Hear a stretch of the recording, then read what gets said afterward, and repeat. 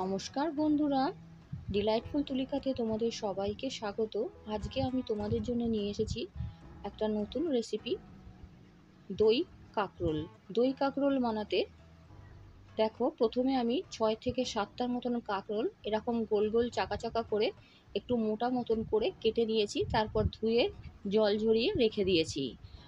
ওভেনের মধ্যে কড়াই বসিয়ে তার মধ্যে তেল ঢেলে তেলটা গরম হলে দুটো কাঁচা লঙ্কা আর কালো জিরে ভাজা করে নেব। তারপর কাঁকরোলগুলো দিয়ে 2-4 বার নাড়ার পর হলুদ দিয়ে ভালো করে ব্রাউন করে ভেজে নেব।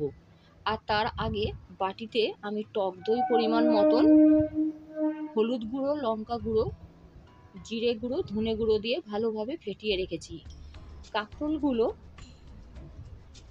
দেখো ব্রাউন করে ভেজে নেব। আর ভাজার সময় কিছুটা সেদ্ধ হয়েই যায়।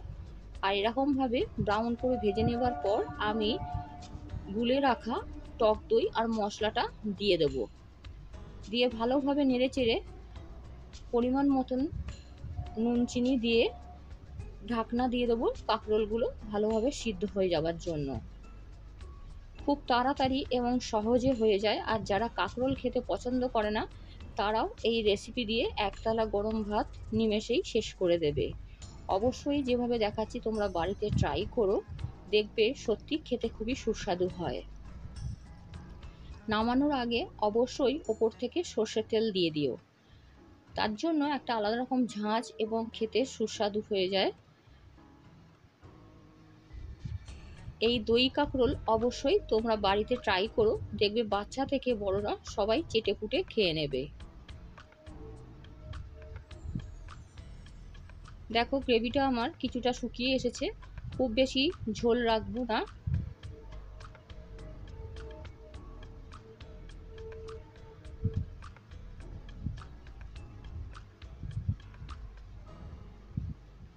রান্নাটা আমার হয়েই এসেছে, একটা পাত্রে আমি ঢেলে নেব।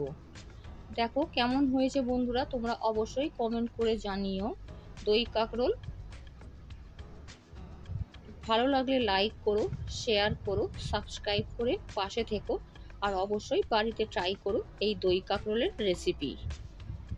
আবার চলে আসবো নতুন রেসিপির সাথে অন্য কোনো দিন, অন্য কোনো সময়ে। তোমরা সাবধানে থেকো, ভালো থেকো, সুস্থ থেকো। আজকের মতন আসি, আর কমেন্ট করতে ভুলো না, আর অবশ্যই একটা লাইক দিয়ে দিও। আজকের মতন আসি, টাটা।